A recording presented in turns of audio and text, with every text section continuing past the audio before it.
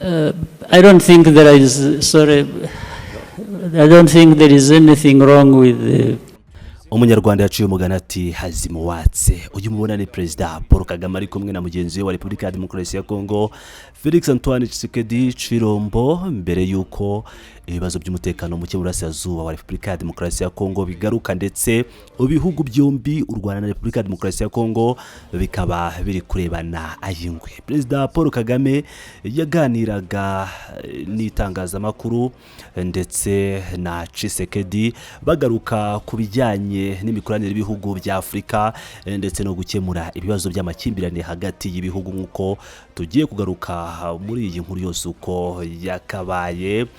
Twese rero cyane muri iyi nkuru tugiye guhera ku kibazo Perezida Paul Kagame na Tshisekedi uko ari babiri babajijwe n'umunyamakuru, ndetse turahita tuvuga ibyo Perezida Paul Kagame yasuje ndetse n'ibya Tshisekedi, mwumve uburyo abakuru b'ibihugu bari inshuti magara kandi bari gushakira hamwe ibibazo by'umutekano muke muri Afurika muri rusange. Twese cyane rero uyu umunyamakuru yitwa Bassam Louki wo muri Tunisia yagize ati, My name is Bassam Loukil, I'm from Tunisia. The question is regarding the regional integration. How much influence will the regional conflicts have eventually on the completion of the African Free Trade Area or Agreement? Izina ryanjye ni Bassam Louki, nuruka muri Tunisia. Hari ikibazo cyanjye kijyanye n'ihuriro rya Afurika mu rwego rw'ubukungu n'ubucuruzi. Ni gute amakimbirane ari mu karere ashobora kuzagira ingaruka kwishyirwa mu bikorwa rya African Continental Free Trade Area, cyane cyane ko hafi ibihugu byose byegeranye cyangwa bihana imbibi muri Afurika bifite amakimbirane abangamira ubucuruzi, ishoramari cyangwa kwimuka kw'abantu. Ati kugeza ubu hafi igice cy'ibihugu bya Afurika byasinye kuri ubu bwumvikane bwo guhanga isoko rusange rya Afurika, ariko turacyavuga ku bibazo by'amakimbirane y'abaturanyi. Ese ibyo ntibizaba inzitizi ku kurangiza neza ishyirwa mu bikorwa rya AfCFTA, ubwo nibijyanye n'iyo African Continental Free Trade Area?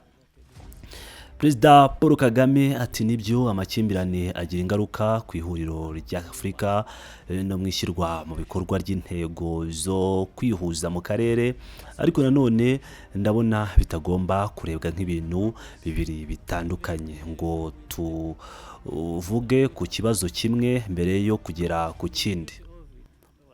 Tugomba gukemura amakimbirane ahari, ariko icyarimwe tugateza imbere ihuriro rya Afurika. Hari byinshi byo mu ihuriro bishobora gutera imbere nubwo hari amakimbirane akiriho, kandi icyo twabonye nuko abaturage bacu mu Rwanda no mu karere ndetse no mu bindi bice bya Afurika bari imbere y'abayobozi babo mu kumva no gushyira mu bikorwa ubumwe n'ubufatanye. Hari amakimbirane, abaturage baracuruza, bakora ubucuruzi nubwo amasasu akomeza kwiruka hejuru yabo. Niyo mpamvu ari inshingano za guverinoma n'abayobozi ba politiki gukora uko bishoboka cyangwa gukora ibishoboka byose kugira ngo amakimbirane ntabe ibintu bisanzwe bemera, cyangwa icyarimwe bakomeze gushyigikira ihuriro rya Afurika. Kandi ku bijyanye n'ibyo navuze mbere, nashaka kuvuga ko abayobozi ba Afurika batumva akamaro k'ihuriro rya Afurika, ahubwo ndashima abayobozi bacu bo muri Afurika, nibo bicaye bemeza banatangiza AfCFTA kuko bashakaga ko ibibazo ibaho kandi bazi akamaro kayo. Ni ukuvuga ko nubwo hari amakimbirane dushobora gukomeza gukorera icyarimwe kugabanya, guhagarika amakimbirane, guteza imbere ubuhahirane n'ubucuruzi mu karere.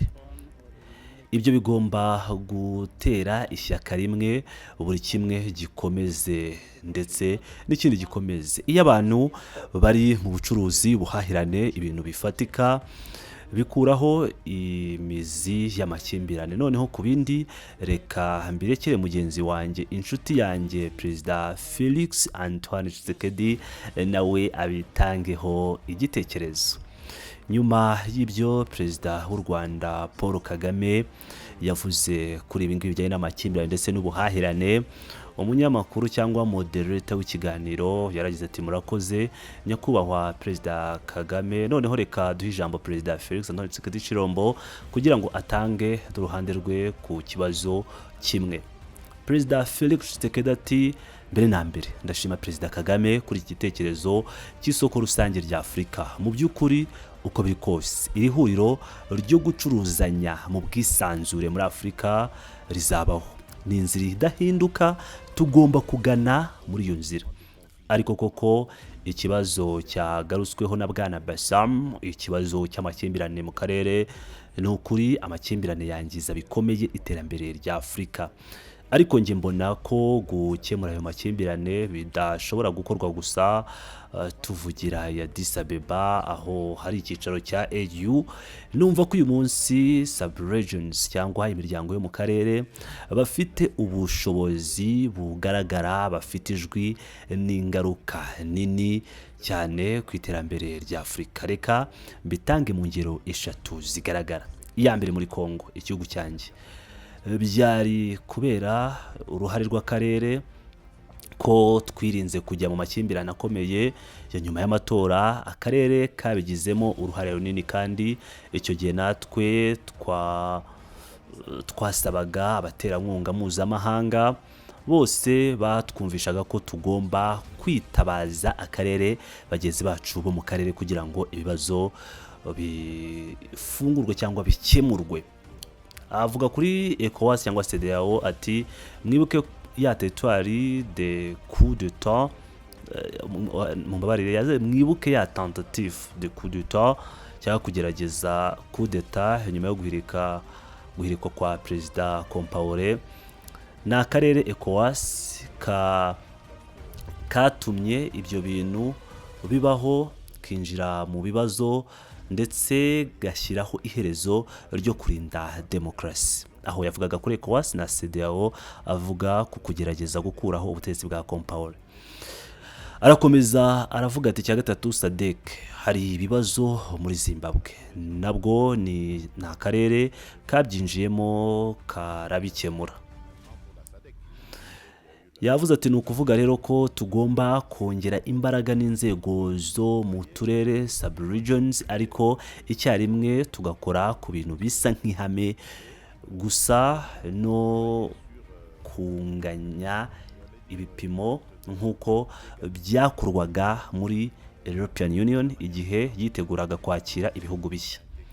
Aho ibihugu byari muri EU byari bigeze ku rwego runaka, bikishyiraho n'ibipimo biboneye byo gusaba abashaka kwinjira kugira ngo batangira ku rwego rumwe n'abari basanzwe barimo. Ati ndumva tugomba kubikora dutya buhoro buhoro, urwego ku rundi, bityo nibyo tugomba gushyira mu muvuduko mu gihugu, mu karere, tuzashobora kurandura aya makimbirane ndetse tukumvisha abaturage bacu ko icy'ingenzi ari ubumwe no gushyira hamwe ibyiza dufite kurusha ibidutanya. Murakoze nyakubahwa Perezida.